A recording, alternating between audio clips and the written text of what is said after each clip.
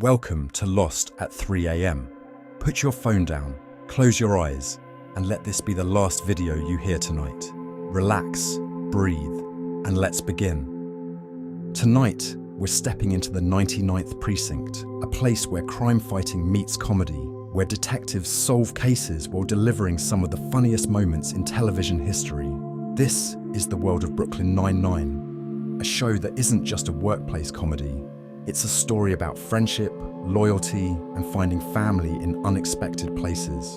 From the moment it premiered in 2013, Brooklyn Nine-Nine quickly became a fan favorite, blending quick-witted humor, action-packed storytelling, and heartfelt character moments. It gave us some of the most iconic running gags, legendary one-liners, and unforgettable holiday episodes in sitcom history. But beyond the laughs, the show did something even more special. It challenged stereotypes, created a diverse and lovable cast, and tackled real-world issues while never losing its warmth and charm. As we explore the origins, characters, and legacy of Brooklyn Nine-Nine, imagine yourself walking through the precinct doors. The coffee machine is buzzing, Holt is delivering a perfectly deadpan remark, and Jake is probably quoting Die Hard for the 100th time. This is Brooklyn Nine-Nine, a show that reminds us that sometimes the best teams aren't just co-workers, they're family. Before Brooklyn Nine-Nine became one of the most beloved sitcoms of the decade, it started as an idea from two creators who already knew how to make workplace comedies shine, Michael Schur and Dan Gore. If those names sound familiar, it's because they were behind some of the most successful comedy series of the time, including Parks and Recreation and The Office. But they wanted to try something different. Instead of an office, they wanted a workplace comedy set in a police precinct, a place where high-stakes situations could exist alongside the chaotic, lovable dynamics of a great sitcom ensemble. The idea was simple: blend action with humor, creating a police show that felt fresh, fun, and full of heart. When developing the lead character, they had one actor in mind from the very beginning: Andy Samberg. Best known for his time on Saturday Night Live and as part of the musical comedy group The Lonely Island, Samberg had built a reputation for his quick-witted humor and larger-than-life comedic energy. He initially wasn't sure if he wanted to commit to a full-time TV role, but when he read the script, he knew this was something special. Once Samberg was on board as Detective Jake Peralta, the rest of the cast came together, bringing to life one of the most diverse, unique, and lovable ensembles in sitcom history. But Brooklyn Nine-Nine wasn't just about its cast. It was about creating a world where comedy and real-life policing could coexist, offering a refreshing take on the cop show format. From the very first episode, it was clear Brooklyn Nine-Nine had something different, a blend of sharp humor, heartwarming friendships, and a comedic take on law enforcement that focused on teamwork rather than crime-fighting stereotypes. It wasn't just another police procedural, it was a comedy with a soul. As you close your eyes tonight, imagine stepping into the precinct for the first time. Filing cabinets stacked with case files, the distant sound of Terry shouting about yogurt, and Holt standing at his desk, completely unbothered by the chaos around him. Brooklyn Nine-Nine wasn't just another show. It was the beginning of something special. A great sitcom is only as strong as its cast, and from the very start, Brooklyn Nine-Nine had one of the most diverse, talented, and instantly lovable ensembles in television history. Every character brought something unique to the precinct, turning the 99th into more than just a workplace. It became a family. At the heart of it all was Andy Samberg as Detective Jake Peralta. Brilliant but immature, hilarious yet surprisingly capable. His love for Die Hard, his rivalry-turned friendship with Holt, and his endless pranks on Boyle made him the perfect mix of goofball and hero. But the show needed more than just a lead. It needed a squad, and that's where casting became magic. Andre Braugher as Captain Raymond Holt was an unexpected but genius choice. Known for serious drama roles, Braugher brought a deadpan delivery that turned every line into comedy gold. His calm, robotic demeanor contrasted perfectly with the chaotic energy of his squad, making him one of the most beloved sitcom bosses of all time. Melissa Fumero, as Amy Santiago, gave us the ultimate overachiever, obsessed with organization, Holt's approval, and winning at everything. Her chemistry with Jake evolved from rivalry to one of the best sitcom romances, proving that a couple could be funny without losing their charm. Terry Crews as Sergeant Terry Jeffords brought both strength and vulnerability to the role. A muscle-bound cop who loved yogurt, his family, and his squad in equal measure. Stephanie Beatriz as Detective Rosa Diaz was another unexpected casting twist. Originally auditioning for Amy, Beatriz instead brought Rosa to life. A leather jacket-wearing, no-nonsense detective who rarely showed emotion but cared deeply about her friends. Then there was Joe Lo Truglio as Charles Boyle, the lovable, food-obsessed sidekick to Jake, with a deep loyalty that led to some of the show's best comedic moments. And of course, Chelsea Peretti as Gina Linetti, the self-proclaimed human embodiment of the 100 emoji, a character so absurd, yet so perfectly fitting, that every line she delivered became instantly quotable. Finally, rounding out the squad were Hitchcock and Scully, the legendary lazy detectives whose past heroics were overshadowed by their love for sitting, eating, and avoiding work at all costs. This wasn't just a sitcom cast, it was a perfect mix of personalities, blending heart, humor, and unpredictability. As you close your eyes tonight, picture the bullpen of the 99th precinct, Jake making a ridiculous joke, Holt responding with a blank stare, Terry lifting a vending machine, and Gina dancing in the background. Brooklyn Nine-Nine wasn't just about the cases. It was about the squad that made every day feel like a party in the precinct. In a show full of big personalities, fast-paced jokes, and chaotic energy, one character stood out by doing the exact opposite, Captain Raymond Holt. With his stoic demeanor, monotone delivery, and complete lack of emotional expression, Holt became not just the perfect authority figure in the 99th precinct, but also one of the most unexpectedly hilarious sitcom characters of all time. Played by Andre Braugher, Holt wasn't your typical sitcom boss. He wasn't loud or over the top, and he didn't rely on slapstick humor. Instead, his comedy came from being the calmest person in the room. While Jake Peralta was throwing out pop culture references and Boyle was oversharing about his personal life, Holt would respond with a single-word answer, a perfectly timed stare, or an oddly specific but deeply intellectual fact. And somehow, every single time, it was comedy gold. But what made Holt even more legendary was that he wasn't just a straight-laced authority figure for laughs. He had depth, history, and real stakes in his career. As a black gay police officer, Holt had spent decades fighting against discrimination within the NYPD. His journey to becoming captain was filled with setbacks, but he never let them define him. Instead, he remained dignified, composed, and completely committed to excellence, something that made him both an inspiring leader and a deeply beloved character. His relationship with Kevin, his husband, was another highlight of the show. Unlike most sitcom couples that rely on big, romantic gestures or emotional declarations, Holt and Kevin were calm, logical, and incredibly devoted to each other in the most subtle ways. From their shared love of classical music to their obsession with their corgi, Cheddar, every moment between them was a reminder that love doesn't always have to be loud to be powerful. And then there were the moments where Holt broke character just enough to surprise us. Whether it was him accidentally getting addicted to gambling at a casino, yelling, "Vindication!" or the legendary Quasi-Cupcakes ringtone, these rare glimpses of Holt being anything other than completely composed made them even funnier. As you close your eyes tonight, imagine standing in Holt's office. The desk is perfectly organized, the air smells faintly of tea, and a well-worn copy of a 17th century French novel sits nearby. He looks at you with an expression that barely qualifies as a smile, and in his signature tone, he says, "Everything is garbage. You may go." Holt wasn't just a captain, he was an icon, and in the world of Brooklyn Nine-Nine, No one else could have led the 99th precinct quite like him. One of the reasons Brooklyn Nine-Nine became such a beloved sitcom is because of the way it balanced fast-paced, intelligent humour with inside jokes that made fans feel like part of the squad. Jake Peralta set the tone for the precinct's comedy.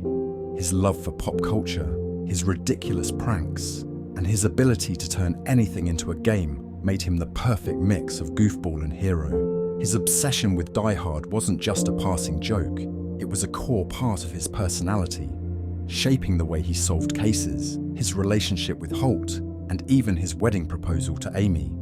Then, of course, there was Captain Holt, the ultimate straight man in a sea of chaos. While Jake thrived on over-the-top reactions, Holt's comedy came from being completely serious about the most ridiculous things.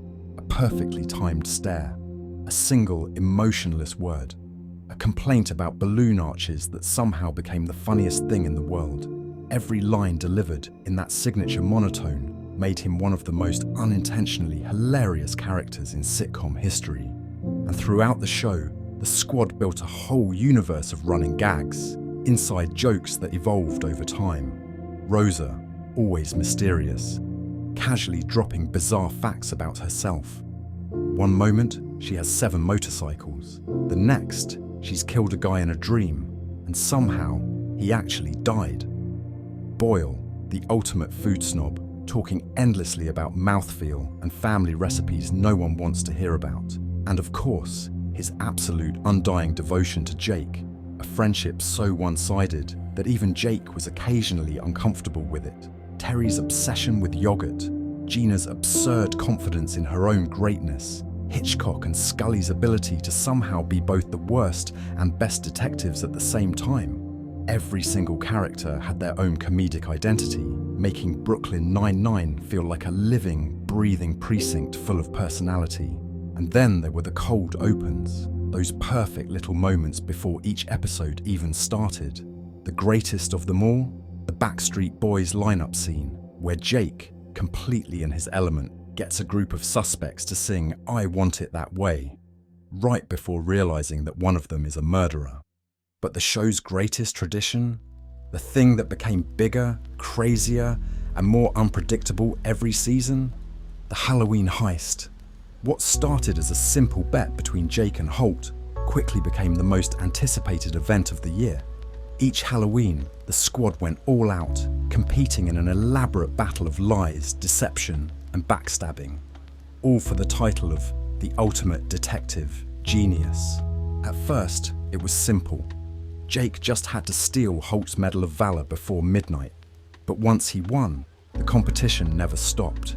Each year the heist got bigger, more chaotic, and way more ridiculous. Soon, everyone was involved. Amy, Rosa, Boyle, even Gina, who somehow managed to cheat her way to victory without doing any work at all. Terry used his sheer physical strength to win. Boyle betrayed Jake every chance he got, only to regret it immediately.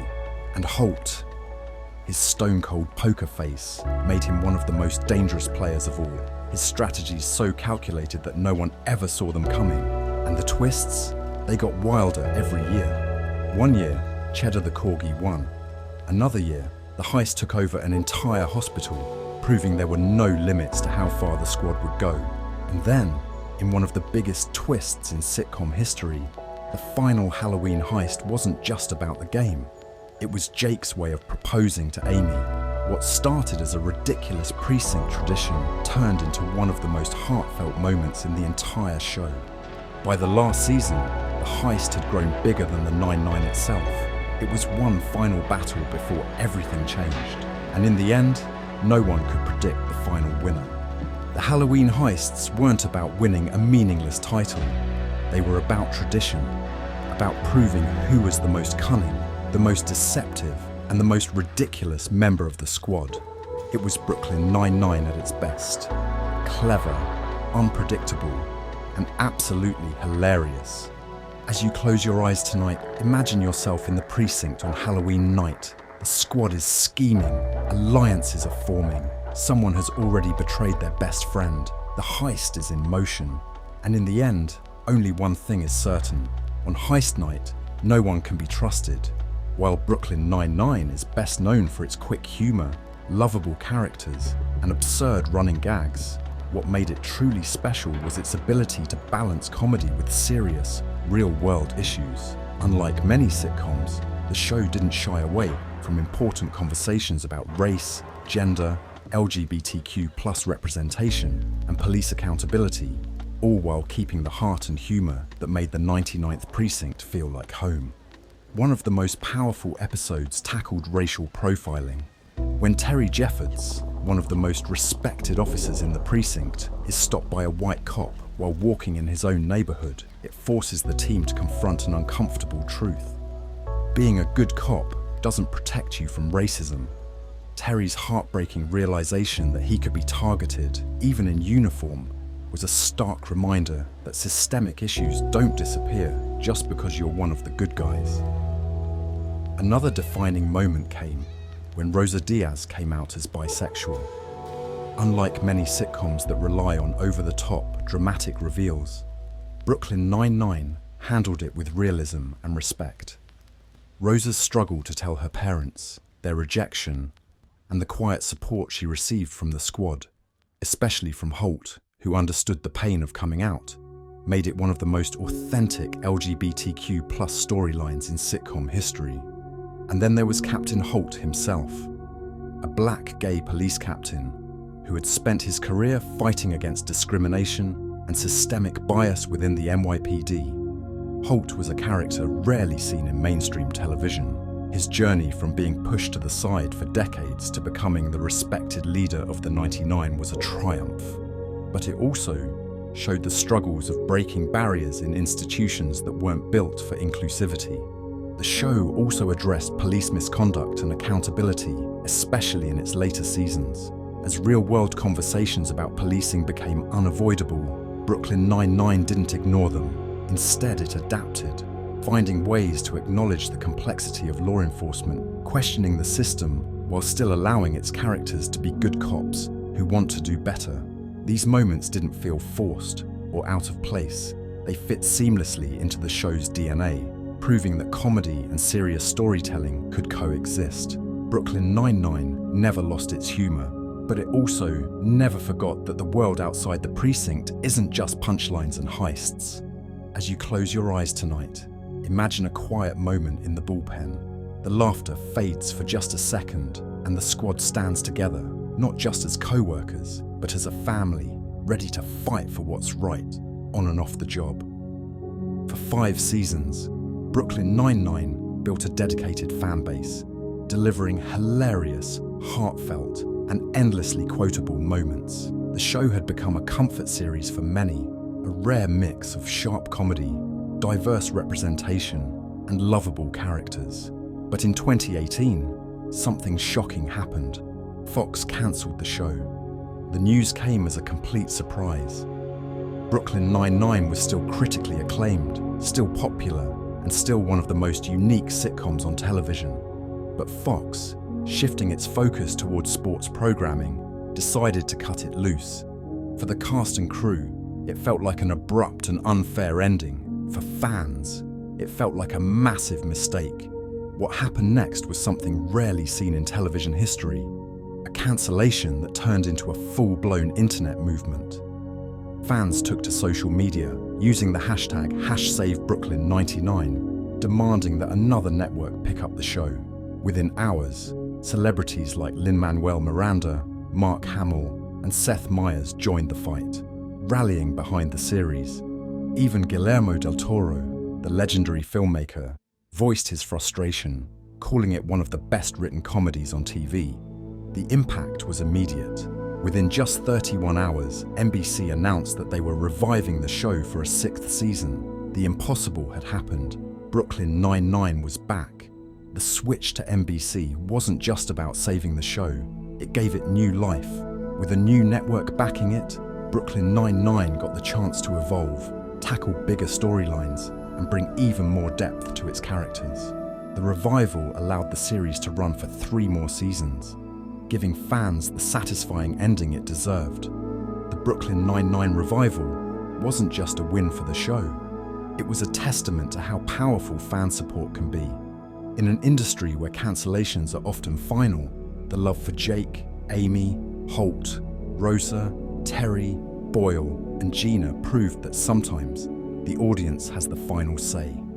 As you close your eyes tonight, imagine the bullpen the moment the squad got the news. Jake probably screaming, "Noise!" Boyle bursting into happy tears, Terry crushing a yogurt in celebration, and Holt, well, maybe just saying satisfactory with the slightest hint of a smile. Against all odds, Brooklyn Nine-Nine survived. And if there's one thing the 99th Precinct taught us, it's this: never underestimate the power of the squad. After 8 seasons, countless Halloween heists, and more running gags than anyone could count, Brooklyn Nine-Nine finally came to an end in 2021. But it wasn't just a finale. It was a farewell to one of the most beloved sitcoms of the decade. The final season was different from the rest. The world had changed, and the show adapted, addressing the complexities of modern policing while still keeping the humor and heart that made it special. The squad faced big life changes, from Jake and Amy juggling parenthood to Holt and Rosa re-evaluating their roles in law enforcement. But through it all, the tight-knit bond of the precinct remained unshaken. And then came the final episode, fittingly centered around one last heist. But this time, it wasn't just for a title, it was a goodbye. Over the years, the Halloween Heists had grown from simple competitions into something much bigger, a symbol of the squad's unbreakable connection, their love for outsmarting each other, and their shared history. The final heist wasn't about winning, it was about leaving one last unforgettable memory. The final moments were bittersweet as the squad slowly went their separate ways. Jake made the surprising decision to step away from the NYPD, realizing that for once in his life, his family needed to come first. Holt and Amy got well-deserved career advancements. Boyle prepared for life without his best friend by his side. And Rosa, ever the lone wolf, continued carving out her own path. And just when it seemed like it was truly over, one last perfect moment, the squad unexpectedly returning for another heist, proving that even though they had moved on, the 9-9 would always live on. The show's ending wasn't just a send-off, it was a reminder of what made Brooklyn Nine-Nine special. It wasn't about police work, it wasn't about cases, it was about found family, about people who had each other's backs no matter what, about a squad that never stopped being ridiculous, loving, and unstoppable. Even after its final episode aired, Brooklyn Nine-Nine continues to be one of the most beloved sitcoms of all time. But what makes it so special? Why do fans keep coming back to the 99th Precinct over and over again? It's because Brooklyn Nine-Nine wasn't just a comedy, it was a comfort show. The kind of series you could turn to when you needed to laugh, when you needed to feel good, when you just wanted to spend time with characters who felt like friends. The show managed to blend humor and heart effortlessly, giving us some of the funniest cold opens, running gags, and ridiculous heists, while also delivering some of the most meaningful character arcs in modern sitcoms. Jake Peralta grew from an immature goofball to a devoted husband and father. Captain Holt, once reserved and distant, found a family in his squad. Rosa, always the lone wolf, found her own version of happiness. Every character evolved, but they never lost what made them so lovable in the first place. It was also a show that knew how to make a statement. In a time when traditional police procedurals often felt outdated, Brooklyn Nine-Nine flipped the script, showing a version of law enforcement that was diverse, compassionate, and willing to hold itself accountable. It tackled real-world issues without losing its humor, proving that a sitcom could be both hilarious and meaningful at the same time. And then, of course, there was the dynamic of the squad itself. The friendships between Jake and Boyle, Amy and Rosa, Terry and Holt, Gina and, well, Gina and herself. These relationships made the show feel genuine and lived in. Even the laziest detectives, Hitchcock and Scully, became unforgettable. But maybe the biggest reason Brooklyn Nine-Nine still holds a special place in fans' hearts is because, at its core, It was about found family, about people who were thrown together by work, but ended up being so much more than co-workers. A group that fought, laughed, pranked each other endlessly, but always had each other's backs. As you close your eyes tonight, picture the squad walking through the bullpen, cracking jokes, solving cases, preparing for yet another completely unnecessary and over-the-top Halloween heist. They may not be on our screens anymore, but in a way, Brooklyn Nine-Nine never really ended. Because whenever you want, you can always go back to the 99th precinct.